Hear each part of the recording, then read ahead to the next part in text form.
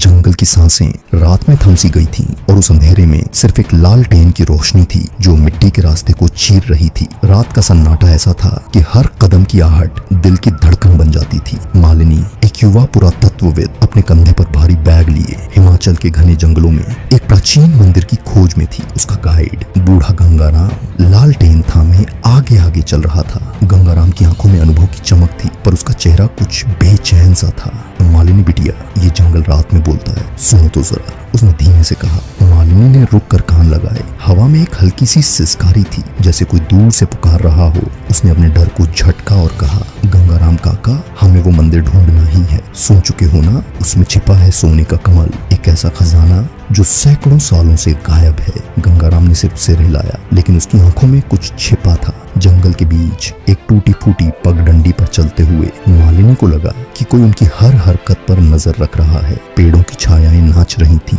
और हवा में एक अजीब सी महक थी, जैसे पुरानी किताबों और सड़े हुए फूलों की। कई घंटों की मशक्कत के बाद वे एक विशाल पत्थर के द्वार के सामने पहुंचे। द्वार पर नक्काशी थी, सांप, कमल और एक रहस्यमयी आकृति जो आधा इंसान आधा पक्षी थी।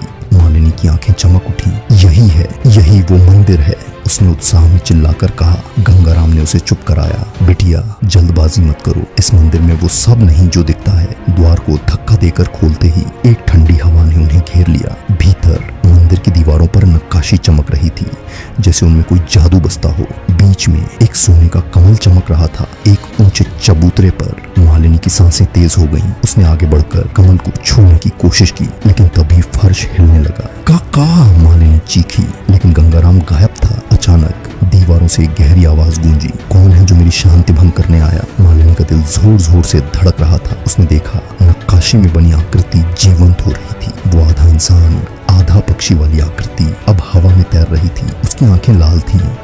मैं सिर्फ एक खोजी हूँ, मालिनी ने हकलाते हुए कहा। मुझे सोने का कमल चाहिए, इतिहास के लिए। आकृति हंसी। उसकी हंसी जंगल में गूंज गई। सोने का कमल? वह कोई खजाना नहीं, बल्कि एक श्राप है। जो इसे लेने आया वो कभी वापस नहीं गया। मालिनी की रीढ़ में सिहरन दौड़ गई। उसने पूछा, फिर गंगाराम काका कहाँ हैं? आकृति ने जवाब दिया, गंगाराम वही तो मुझे हर सदी में एक नया शिकार लाता है। मालिनी का दिल बैठ गया। ये एक जाल था। गंगाराम कोई गाइड नहीं, बल्कि इस मंदिर का रक्षक था, जो हर बार किसी नई खोजी को यहाँ लाकर उसका बलिदान देता था। मालिनी ने हिम्मत जुटाई। मैं तुम्हारा शिकार नहीं बनूंगी, उसने चिल्लाकर कमल को उठाया और उसे जमीन पर दे मारा। कमल टूटकर बिखर गया और उसके साथ ही आकृति चीखने लगी। मंदिर हिलने लगा और दीवारें ढहने लगी। मालिनी भागी, उसकी सांसें फूल रही थीं।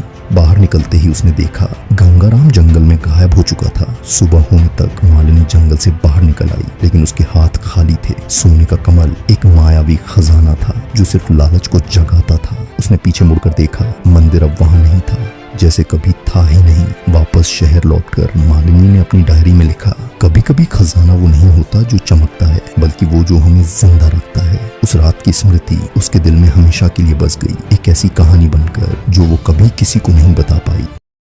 तो दोस्तों, कैसी लगी आपको मालिनी की ये रहस्यमय यात्रा? एक सोने का कमल जो खजाना कम और शराब ज्यादा था। कहानी समुद्र में हर बार हम लाते हैं ऐसी अनोखी कहानियां जो आपके दिल को छू जाएं और दिमाग में सवाल छोड़ जाए। क्या मालिनी ने सही किया जो उस कमल को तोड़ दिया, या फिर गंगाराम काका का कोई और राज अभी भी जंगल में छिपा है? हमें कमेंट्स में जरूर बताएं। अगर आपको हमारी कहानियां पसंद आ रही हैं तो अभी सब्सक्राइब करें, बेल आइकन दबाएं और इस समुद्र की गहराइयों में डूबने के लिए तैयार रहें। हर हफ्ते एक नई कहानी, एक नया रोमांच। मिलते हैं अगली कहानी में। तब तक खोजते रहें, सपने देखते रहें और कहानियों में खोते रहें। नमस्ते।